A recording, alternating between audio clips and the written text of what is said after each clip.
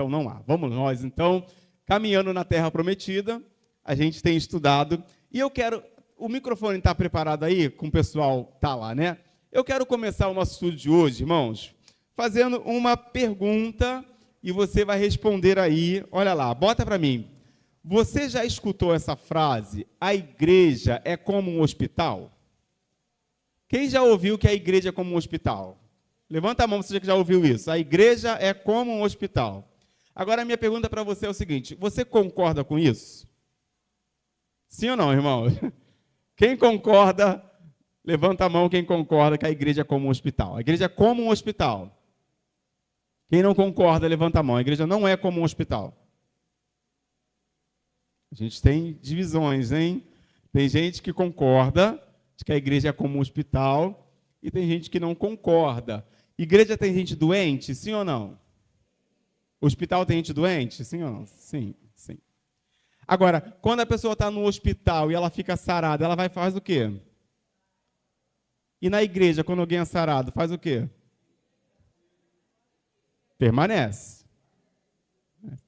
Deveria, né? Tem gente que chega todo cheio de carrapicho. O Senhor cura, transforma, liberta, a pessoa vai embora.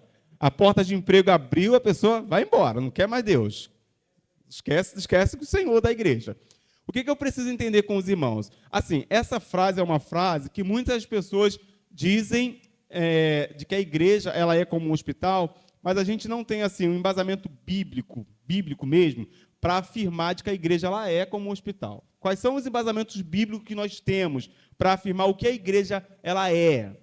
É que a igreja ela é como um exército. Biblicamente, a igreja é um exército, aonde entram pessoas feridas, a gente cuida dessas pessoas que vêm de batalhas, vêm de situações da sua vida, e ela permanece no exército, ela continua aqui dentro, como um soldado que foi tratado dentro do campo dessa igreja que ela é. A gente tem bases bíblicas para isso. Por exemplo, Paulo ele vai nos orientar que nós devemos nos revestir o quê? De toda a armadura de Deus. Ele está usando uma imagem de um exército que ali eles utilizavam, capacete, a couraça e toda a roupa que eles deveriam se revestir para ser a igreja, para estar em batalha, tanto ela física como também uma batalha espiritual que ali acontecia. A gente percebe de que dentro de batalhas, os soldados eles se ajudavam quando um estava ferido, ele resgatava. Quem já viu aquele filme Até o Último Homem? Um filmaço, né? Onde a gente percebe que ele vai lá e resgata os soldados feridos, cuida dos soldados, leva para o lugar onde havia um espaço preparado para haver um cuidado. A igreja, ela é como um exército. Porque o hospital é um lugar que a pessoa é sarada e depois ela vai embora. Eu não gosto de hospital. Eu não sei você, assim, eu não gosto, irmãos. Eu não gosto. Quando estou doente, é difícil eu conseguir ir para o hospital. A gente toma um remedinho em casa, dá um jeitinho ali, tenta não ir, mas quando tem que ir, a gente vai. Mas a gente quer logo sair daquele lugar. Eu não é, irmãos. O ambiente do hospital é agradável? Comida do hospital é boa? Você imagina se a comida da palavra fosse tão ruim quanto é a comida do hospital. Você fala assim, eu não quero isso. Então, assim, a gente percebe de que dentro do livro de Josué, eu estou falando tudo isso para entrar no livro de Josué e trazer uma colocação de que Josué faz a gente perceber isso, sobre a igreja ali naquele contexto como um exército que vai para a batalha, que ela vai para a guerra. Por exemplo, no próximo sábado, nós vamos para a guerra, para a batalha, irmãos. Você não vai lá para fora despreparado, você tem que se preparar. Porque a igreja ela vai para a batalha, ela está indo à guerra. E enquanto a gente vai para a guerra, a gente vai encontrar pessoas feridas, pessoas que precisarão de uma água, né? Pessoas que vão precisar de uma palavra, de uma atenção. E a igreja, então, dentro desse exército, ela vai lá e atende essa necessidade. Então, a gente precisa pensar nisso. Essa frase de que a igreja é como um hospital é muito falada, mas assim, eu tenho minhas dúvidas, porque eu não encontro uma base bíblica para entender isso. A gente tem até Jesus falando assim, olha, vinde a mim todos vós que estáis cansados, sobrecarregados. Mas cansaço é doença? Não, pode ser excesso de situações que você está vivendo na sua vida. E aí você vem até ele te dá aí um refrigério, né? Ele cuida de você nesse sentido. Mas igreja é exército. Você faz parte do exército de Cristo. Tem até uma música que a gente canta. A irmã hoje está de exército aí. A irmã, olha lá, Exército de Jesus. Nem combinamos que a irmã viria com essa camisa do Exército de Jesus. Olha só. A irmã está ali convocada já com a roupa do Exército. Tem uma música que a gente canta, assim, né? Como o Senhor, marchamos sim. O quê? Poderoso é sua glória. Vamos cantar o quê?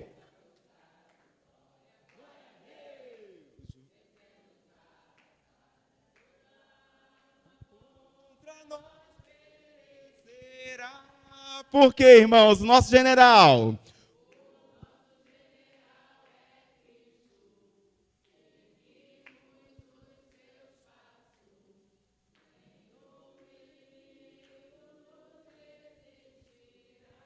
Amém. Os irmãos estão bons, afiados, hein?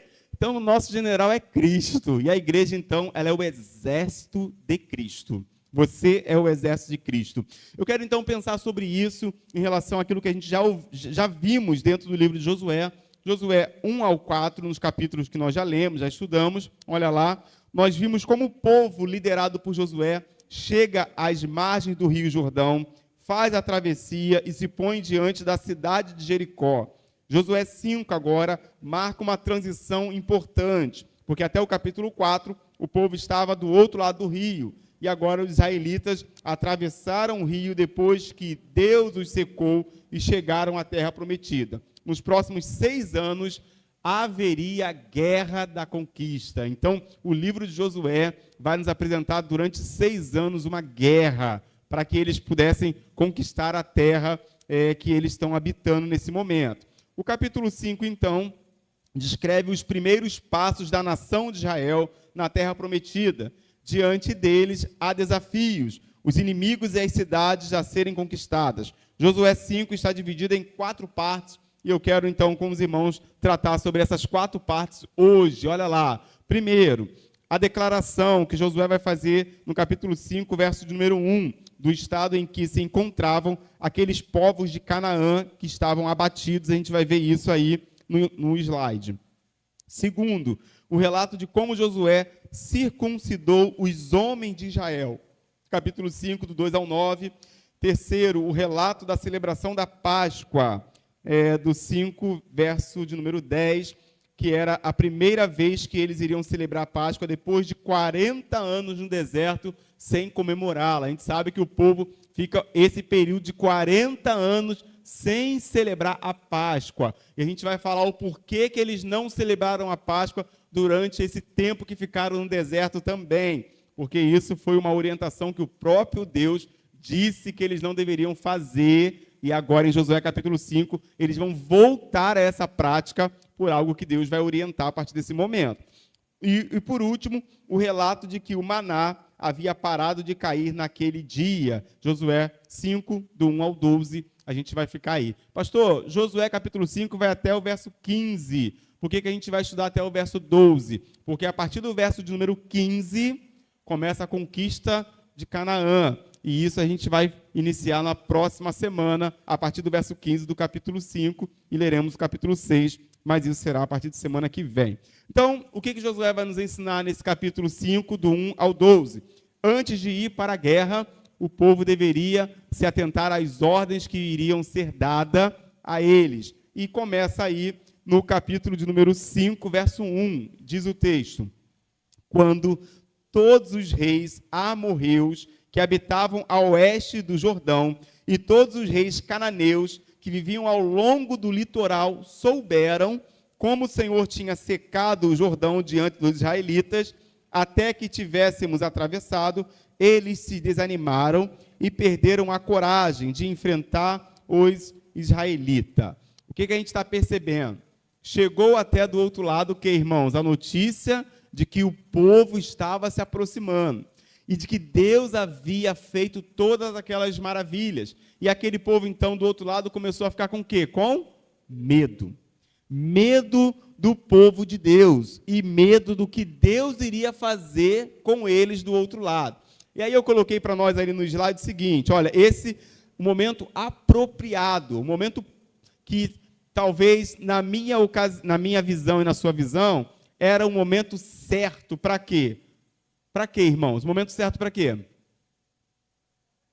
Para entrar, para atacar. O povo está com medo. O povo está amedrontado, estão derretendo de medo do que vai acontecer. O que você vai pensar? Essa é a hora.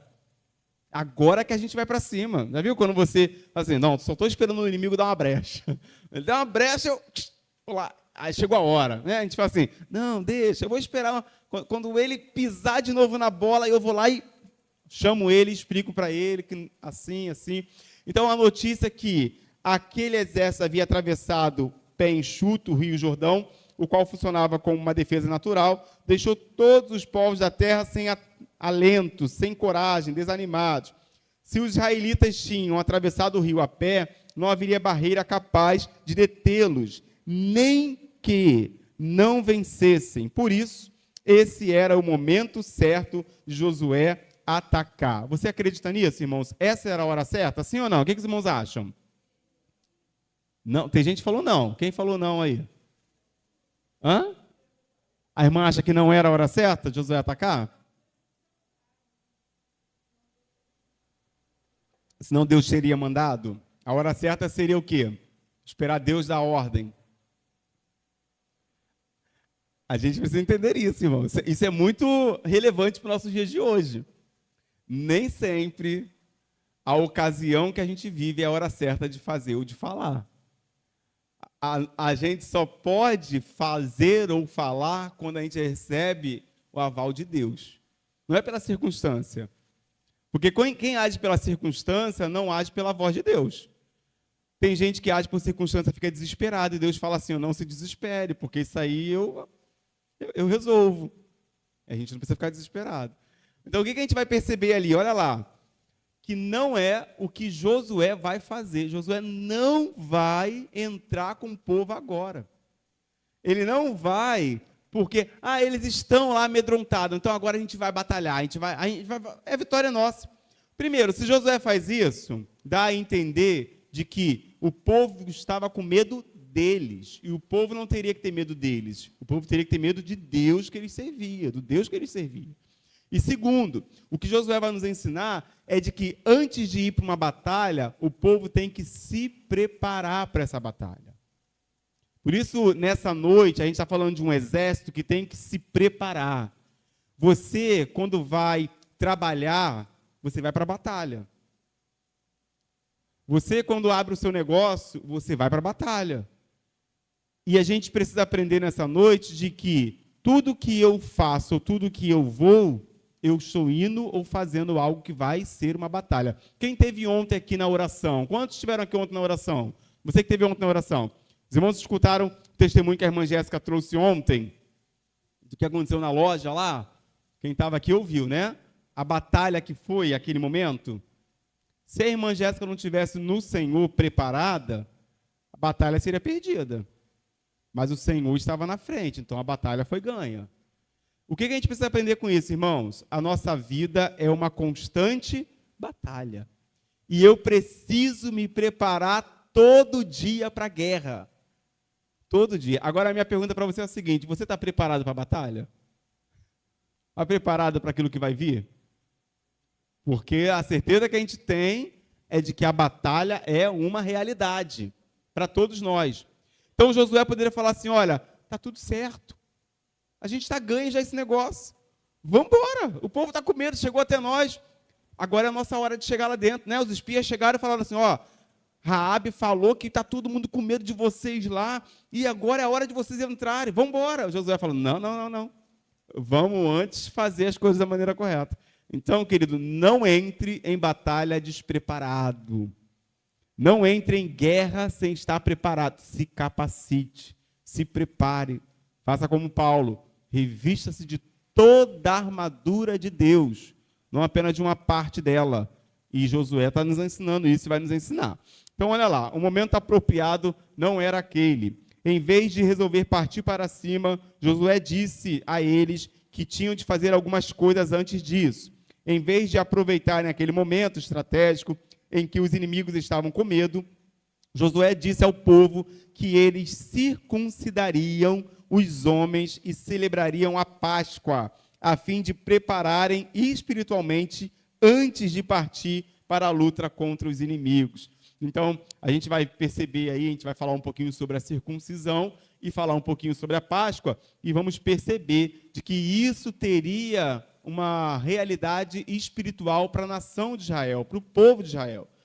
E antes deles irem achando de que estava vencida a batalha por força do homem, eles deveriam preparar-se espiritualmente, porque, irmãos, batalha espiritual só se vence de maneira espiritual. Tem gente querendo lutar batalha espiritual na carne, não vence. Tem que se alimentar de Deus, tem que se consagrar a Deus, tem que viver vida com Deus, e aí você está fortalecido em Deus para vencer essas batalhas. Então, batalha espiritual tem que se fortalecer de maneira espiritual. A gente vive dias, nossa vida é tão corrido, que a gente já acorda já saindo para trabalhar. É, não é, irmãos? A gente já acorda, aí toma banho correndo, às vezes nem toma banho, né? Tem gente que já sai direto, acorda atrasado, bota a roupa e já vai embora e não se prepara, não ora antes de sair, não lê a palavra de Deus antes de sair. Só, querido, que nesse dia que você foi despreparado, você pode ser colocado diante de uma batalha. Uma batalha. Irmãos, eu já entendi, compartilhei com a Jéssica, já entendi por que eu estou no colégio que eu estou hoje. Descobri, irmãos, eu sabia que tinha alguma coisa, eu não fui lá só para dar aula, tinha coisa para fazer naquele lugar. Ó, os donos do colégio são de uma situação totalmente contrária ao Senhor, servem a entidades diferentes, tem pessoas lá que estão, inclusive na última encontro que eu tive, tem uma pessoa que falou assim, eu não quero ir para o céu não, porque o céu deve ser um tédio. Eu quero ir para outro lugar, mas para o céu eu não quero ir, não. E eu estava sentado à mesa almoçando, e eu senti que foi uma provocação, né? Porque sabem que eu sou pastor. Não quero ir para o céu, não, porque o céu deve ser um tédio. E eu fiquei ali em oração ali. Eu falei, Senhor, no tempo certo, o Senhor vai me dar a oportunidade de falar da maneira correta, porque não é hora de falar. Tem hora para falar. Não é quando você acha que está no momento, é quando Deus manda você falar. Então, não seja, deixa de provocar. Vai ser provocado? Esteja no Espírito. Quem faz a obra é o Senhor. Então, já entendi que eu estou indo para uma batalha toda quinta e toda sexta, toda quinta e toda sexta. E você também, quando vai para o seu ambiente de trabalho, quando você vai para qualquer lugar, você está indo para uma batalha. E muita gente vai despreparado. E aí vai lidar de cara com o capiroto. E se você não estiver preparado no Senhor, meu irmão, vai dar problema para o seu lado.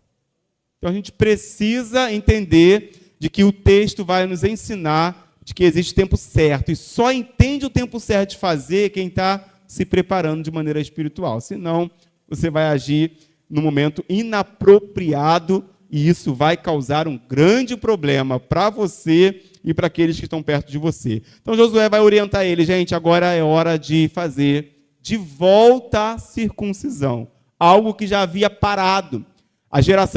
Essa geração agora não sabia o que era isso. Eles não passaram por esse procedimento. E a gente vai ver agora, então, por que Deus vai trazer a eles essa orientação de fazer. Então, esse é o ponto-chave do capítulo 5.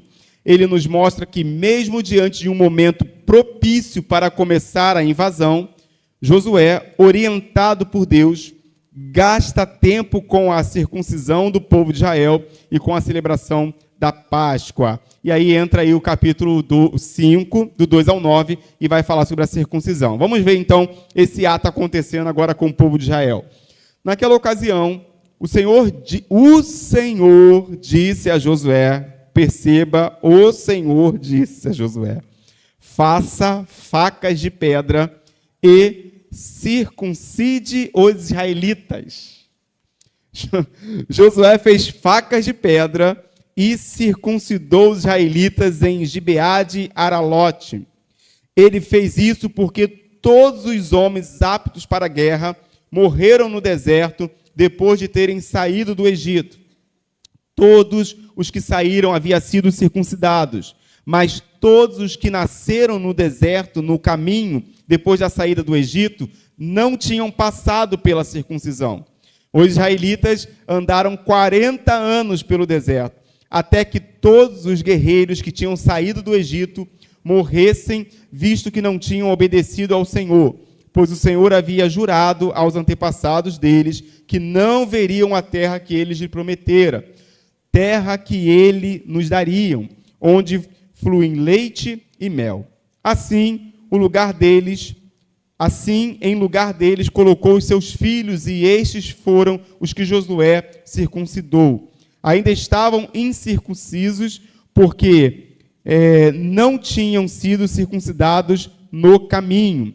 Depois que a nação inteira foi circuncidada, eles ficaram onde estavam no acampamento até se recuperarem.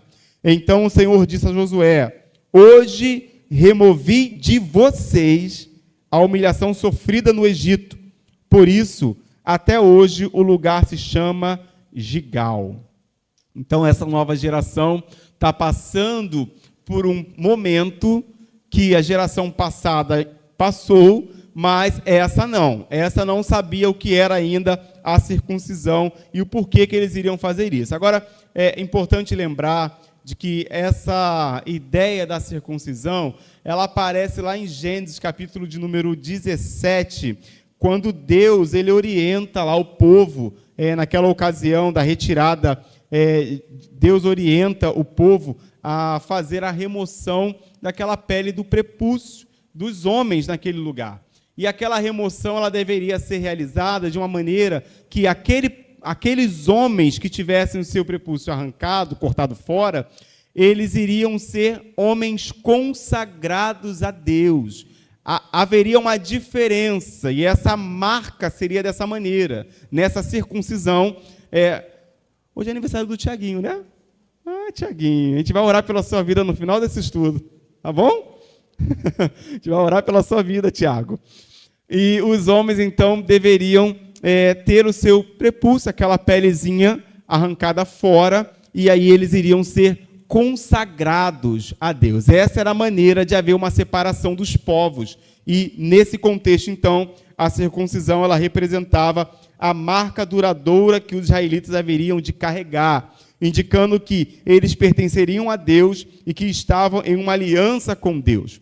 A circuncisão era praticada por muitos povos ao redor de Israel e até mesmo pelos cananeus, com exceção dos filisteus, que são conhecidos como os incircuncisos. Já deve ter ouvido falar aí, quando alguém chega para você e fala assim: esse é incircunciso, né? Mas você não é incircunciso, você é um filho de Deus.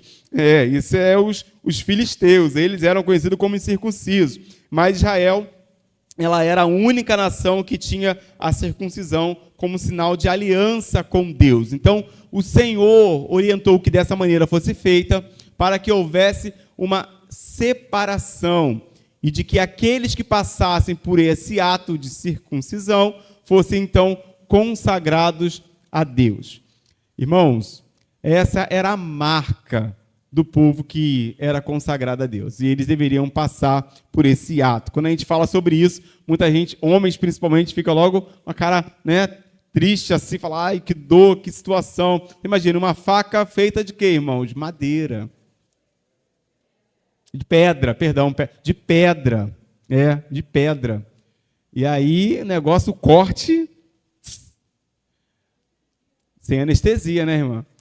Josué provavelmente não fez isso sozinho, né, irmão? Já imagina ele ter que circuncidar aí todos esses homens. Não foi. Ele com certeza precisou de ajuda para poder ir lá e cortar pedacinho por pedacinho. E aqueles homens, então, essa nova geração foi consagrada a Deus. Agora eu tenho uma pergunta para você. No meu momento de eu pergunto, você responde. E eu queria que você tentasse me responder. Tá bom? Vamos lá. Por que, então, a circuncisão foi o ritual escolhido para ser o símbolo de que Israel era de Deus e de que Deus era de Israel? Irmãos, por que a circuncisão? A gente já entendeu de que a circuncisão era o ato de arrancar lá a pelezinha do prepúcio, e também entendemos de que isso significava de que o povo era exclusivo de Deus. Mas por que esse ritual e não outro ritual? Alguém conseguiria tentar trazer uma resposta? Por que a circuncisão? Poderia ser tomar um chá, cortar o cabelo, rapar a cabeça.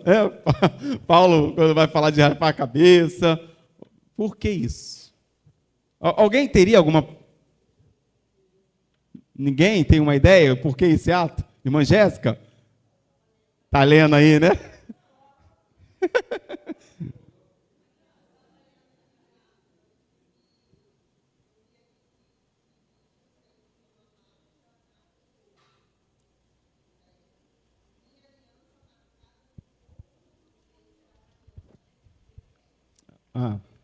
Uma marca na pessoa, né? Interessante, né? Porque essa marca, ela era algo que ficava escondido. Ninguém ia andar, os homens não iam depois ficar andando mostrando a marca para ninguém, né? Tem gente que fala assim, eu quero fazer uma marca que eu sou de Cristo, aí faz uma tatuagem. Aí é mole, né? Vai fazer uma marca dessa e esconder e falar assim, não, que é do Senhor. Então esse negócio de tatuagem, esquece esse negócio, fazer a marca da tatuagem para ser de Jesus. Esquece isso. Irmã Jéssica leu ali que a marca deveria ser uma marca na pessoa, e essa marca era nos homens. Eu não sei por que nas mulheres não... Por que não houve nada nas mulheres, né? Por quê, irmãos? Porque os homens era quem representava ali naquele lugar. Os homens era quem tinha voz. As mulheres não tinham essa voz toda que hoje a gente tem, mas naquela ocasião não existia isso. Os homens, eles eram representantes, os sacerdotes. Os homens eram quem liderava, então eles é que tinha que sofrer aí para mostrar de que eles e a família deles pertenceriam ao Senhor. Não é à toa que o próprio Josué vai dizer, né? Eu e a minha casa serviremos ao Senhor. A gente vai chegar lá. Então, quando ele diz isso, ele fala assim, olha, eu decido por mim e pela minha família, nós vamos servir ao Senhor. E tinha isso. Quando o homem falava, a família inteira tinha que seguir aquela visão ali de que estava sendo dado. Então, a irmã Jéssica já trouxe uma possibilidade. Mas vamos ver então ali, passa para mim, por favor. Olha lá, no Antigo Testamento, há momentos em que Deus fala à nação de Israel sobre circuncisão. Lá em Deuteronômio 10:16, ele vai dizer, circuncidai o vosso coração e não sejais mais obstinados. A circuncisão, ou seja, a remoção daquela pele, ela representava a remoção da natureza do coração e indicava a necessidade de conversão a Deus. O israelita tinha a circuncisão como símbolo de que o próprio coração ele era circuncidado, que ele era quebrantado, convertido e submisso a Deus. Por isso Deus escolheu aquele rito, porque ele expressava bem o que o coração deveria ser, ou seja, um coração totalmente consagrado a Deus. E a circuncisão, ela tinha essa representação de algo que foi totalmente dedicado ao Senhor. Então, quando os israelitas passam por esse ato, o que eles estão dizendo é, nós pertencemos a Deus. Nós temos um Deus. Nós fazemos parte desse povo, que é o povo de Deus. E é por isso que Deus escolheu, então, essa ação. A circuncisão e a Páscoa eram símbolos da aliança com Deus, e durante os 40 anos de peregrinação no deserto, todo o povo nascido no período não foi circuncidado, nem conheceu a celebração pascal. Passado todo esse tempo, ali estava Israel, na iminência de entrar na terra prometida. Havia chegado, então, o momento de retomar ambas as práticas rituais. Era necessário que os israelitas fossem circuncidados. Então, eles não haviam ainda mais feito essa prática e nem participado da Páscoa. E, a partir desse momento, agora, eles vão voltar a realizar essa ação e também participar da Páscoa.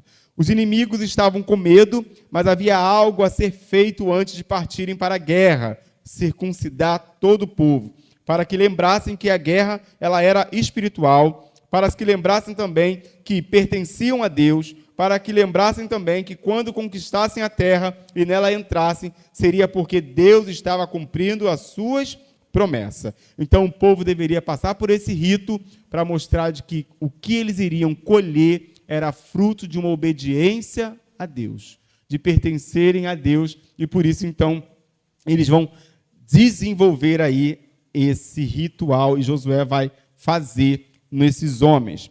Bom, Josué capítulo 5, verso 10, vai falar para nós sobre a celebração da Páscoa. Olha lá. Na tarde do 14º dia do mês, enquanto estavam acampados em Gigal, os israelitas celebraram a Páscoa nas planícies de Jericó. E essa é a segunda parte aí daquela preparação, que foi a celebração da Páscoa. A data seria em torno do mês de março, o dia seria 14. Dia 14 é quando? É sexta-feira? Sexta-feira agora é 14? Amanhã? Então seria amanhã. Amanhã seria o dia em que eles estariam fazendo esse ritual de celebrarem a Páscoa novamente, depois de um período que eles não haviam celebrado. O povo, então, amanhã... que interessante, a gente está próximo à Páscoa mesmo, né? E estudando o livro de Josué e percebendo que isso tem a nos ensinar. E eles estariam, então, no dia 14 desse mês de março, celebrando esse momento, porque esse foi estabelecido por Deus em Êxodo, capítulo 12, do 1 ao 13. Deus havia determinado ao povo de Israel, na noite em que eles haveriam de sair do Egito, sob o comando de Moisés, que no dia 10 eles separariam um cordeiro e que no dia 14 a nação toda, cada um na sua casa, mataria o cordeiro. E aí agora eles vão instalar novamente essa realidade. O povo vai viver isso como um preparo de consagração a Deus. Então precisava-se um cordeiro de 1 ano, sem defeito, sem mancha. Ele deveria ser assado, não cozido.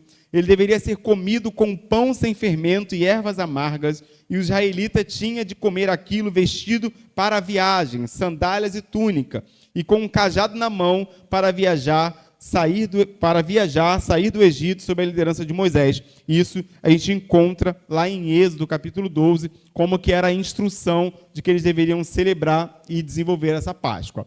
Aquilo, então, representava a libertação da escravidão para uma nova vida.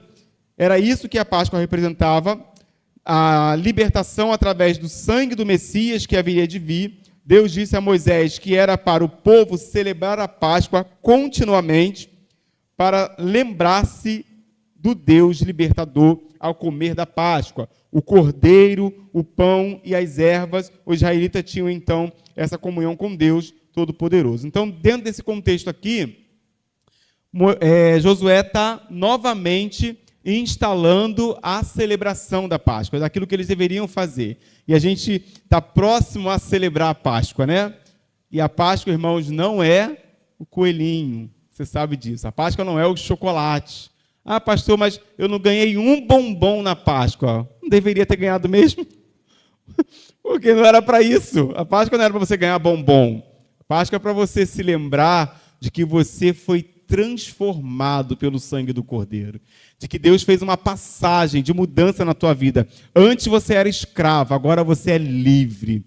E o povo vive essa passagem de uma era de escravidão para uma era de libertação. E essa realidade que Josué está fazendo aqui é para que esse povo que não havia celebrado ainda essa Páscoa, não havia participado daquilo que Moisés havia falado, agora eles pudessem trazer à memória deles esse ensino e falar assim, opa, então é isso que nós vamos celebrar, é sobre isso que nós vamos fazer. Irmãos, a gente às vezes celebra errado porque a gente quer, porque a palavra nos ensina a maneira de celebrar e nos ensina também o motivo pelo qual a gente está celebrando. Então não é se você vai ganhar muito bombom, muito chocolate, isso aí é coisa do comércio, né? Para que você gaste o seu dinheiro. Mas se você quiser gastar comprando um chocolate para mim, não tem problema, a gente não vai ter briga com isso. Mas a gente vai lembrar de que a Páscoa traz a nós a compreensão de que somos de Deus e de que o Senhor mudou a nossa história. Que Deus mudou a nossa história. De que antes éramos escravos, mas agora em Cristo nós somos livres. Para a glória de Deus. Inclusive, eu quero lembrar você de que o nosso culto de ressurreição será no dia 31, 7h30 da manhã. Nós vamos estar aqui cantando Ressuscitou, louvando ao Senhor. E eu já quero despertar você. Ai, pastor, 7h30, que sacrifício. Nem diga isso. Eram 6 horas da manhã. Mas nem diga isso, porque o sacrifício maior foi o que Jesus fez na cruz pelos seus pecados. Né? 7h30 não é sacrifício nenhum, meu irmão. Levanta com alegria, vem na rua cantando e anunciando para as pessoas, vou celebrar a Páscoa. Quer saber o que significa? É Jesus que ressuscitou e me transformou, mudou a minha história. Então, você se alegra aí no coração, nessa certeza. Então, é isso que Josué está nos ensinando. A certeza de que duas situações deveriam ser instaladas na vida espiritual daquele povo. A circuncisão, somos de Deus, e a Páscoa, se lembrando do que Deus havia feito com a nação de Israel e com essa nova geração também. E agora, do capítulo 5, do 11 ao 12, a gente vai chegando aí ao término e perceber de que o maná ele vai parar de cair. Olha lá, no verso 11. No dia seguinte, ao da Páscoa, eles comeram pães sem fermento e grãos de trigo tostado, produtos daquela terra. Um dia depois de comerem do produto da terra, o maná cessou. Já não havia maná para os israelitas. E naquele mesmo ano comeram do fruto da terra de Canaã. Ou seja, parou de cair o maná do alto. Durante o período que esse povo estava no deserto, o povo estava peregrinando, Deus em todo momento fez o que, irmãos? Alimentou esse povo. Mas Deus fez uma promessa para eles. Qual foi a promessa? Vocês vão herdar uma terra que emana leite e mel. Ou seja, não haverá mais necessidade naquela terra de cair maná do céu. O que Deus está orientando ao povo e vai fazer isso é o seguinte. Olha só, preste atenção nisso aqui, isso é muito importante. O que Deus está ensinando o povo é o seguinte. Até aqui, em que vocês não tinham como colher, plantar, eu liberei a bênção do alto para vocês. Agora, vocês têm aonde colher e têm aonde plantar, porque eu estou dando a terra para vocês. O povo agora deveria o quê, irmãos? Trabalhar, para poder comer. Quando não há trabalho para comer, querido, Deus é um Deus que abre o céu e derrama a comida. Mas quando tem trabalho e você não quer, então não é falta de lugar para você semear. E o que ele está ensinando ao povo é agora vocês vão plantar, agora vocês vão colher, agora vocês têm que trabalhar. Se vocês não quiserem trabalhar, vai ficar sem comer. Porque a terra está aí, ela emana leite e mel, ela é boa. Basta vocês trabalharem agora para isso. E a gente precisa pensar nisso, irmãos, porque às vezes a gente fica esperando cair do céu o que Deus já deu para a gente fazer. O que Deus já nos deu, a terra, para a gente plantar, colher, trabalhar, ir atrás, ir fazer. E Deus, então, nos abençoa, nos dando força para poder desenvolver essa prática. Então, nesse momento, esse maná para de cair, porque o povo chegou aonde Deus havia orientado que ele chegasse. Passa para mim aí, por favor. Olha lá, durante aqueles 40 anos no deserto, Deus mandou o pão do céu, o famoso maná, do qual eles se alimentavam diariamente. Agora, pela primeira vez, a nação se alimenta dos frutos da terra prometida. Deve ter sido algo muito bom também, né? Eles chegando lá e agora a gente está comendo do lugar que Deus falou que a gente comeria. Mas eles deveriam manter agora a prática de plantar para colher. Então, passa para mim, por favor. Eles colheram trigo, fizeram pães, tostaram cereal e no dia seguinte o maná cessou. Os cereais que eles comeram, provavelmente havia frutas também. Era uma espécie de amostra da fartura daquela descrita como terra que dá leite e mel, ou mana leite e mel. Uma amostra daquilo que Deus haveria de dar para eles. A refeição visava encorajá-los e animá-los, visto que já havia passado o Jordão, já estavam na terra e começavam a comer do fruto dela. É como se a ponte que os ligava ao passado tivesse arrebentado. A comida deles veio do céu durante 40 anos, mas agora, com a terra diante deles, deveriam plantar para colher. No deserto não havia como fazer isso, mas a partir daquele momento, eles podiam fazer isso. E Deus, então, agora coloca diante deles a possibilidade deles desenvolverem o trabalho. Não é todo mundo gosta de trabalhar, né? Mas todo mundo gosta de comer. Mas, querido, tem que trabalhar. Tem que trabalhar. Porque aí isso prova o quanto Deus tem nos abençoado para que a gente possa ter o que Deus tem nos dado. Bom, para a gente caminhar mais um pouquinho, e concluir, passa para mim a nossa conclusão de hoje. Olha lá, os 3 pontos da preparação de Israel antes de entrar em guerra consistiam em uma preparação espiritual. Primeiro, a circuncisão, representando que somos de Deus, a gente viu isso. A celebração da Páscoa, representando a comunhão com o Senhor e a lembrança da libertação. E o comer dos frutos da terra pela primeira vez, simbolizando a futura plenitude da terra e nos encorajando a avançar. Josué, então, querido, não treinou golpes, nem afiou espadas, mas ele circuncidou o povo e fez toda essa preparação espiritual. A mesma coisa vale para nós hoje. Pastor está dizendo que eu tenho que passar pela circuncisão. Não, não é isso. Eu estou dizendo que a gente precisa se consagrar a Deus hoje. Estou dizendo que a gente precisa receber as ordens de Deus hoje. Cumprir o que Deus está nos orientando hoje. Se preparar para a batalha agora. Se você, então, está despreparado, eu quero te convidar a se preparar, porque você vai enfrentar gigantes, mas é preciso estar preparado no Senhor. E que Deus nos abençoe e nos desperte, meus irmãos, a buscarmos o preparo em Deus, como a nação de Israel está se preparando. Porque a gente vai ver amanhã não, a gente vai ver semana que vem, o povo agora entrando para a batalha, para a conquista da terra de maneira que vão entrar em guerra. E isso a partir do capítulo 5, verso de número 13, a gente vai até o 15, e depois do capítulo 6, e a gente vai ver aí Josué com eles na batalha. Que Deus nos abençoe e que o Senhor desperte o seu coração a perceber de que você faz parte do exército de Cristo. Então se prepara para a guerra. Amém, meus irmãos? Vamos orar, agradecendo a Deus. Queria convidar o Tiaguinho aqui na frente. Quero agradecer a Deus pela vida do Tiago. Hoje é aniversário dele. E eu olhei para ele ali, eu falei, rapaz, eu lembro de alguma coisa hoje. É o Tiago. Coisa boa.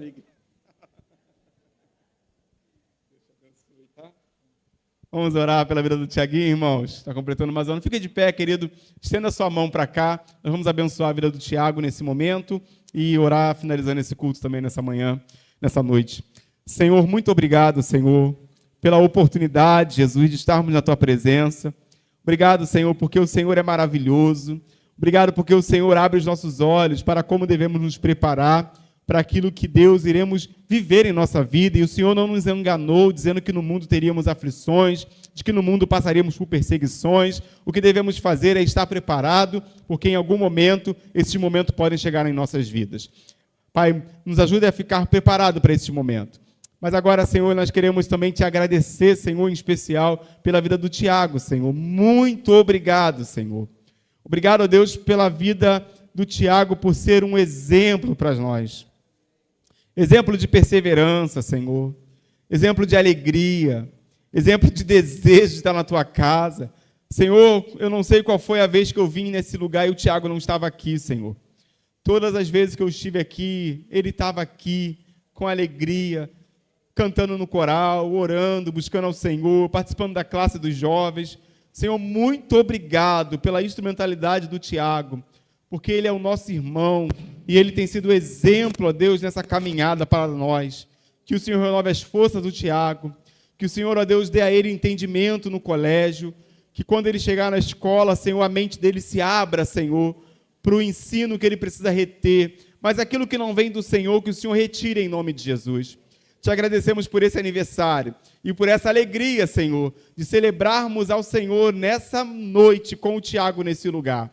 Nós oramos e te pedimos que o Senhor nos leve em paz aos nossos lares e nos guarde, Senhor, durante o restante dessa semana. É a nossa oração, em nome de Jesus. Amém? Amém. Louvado seja Deus. Deus abençoe, Tiago. Você vai, querido, se assentar, orar silenciosamente.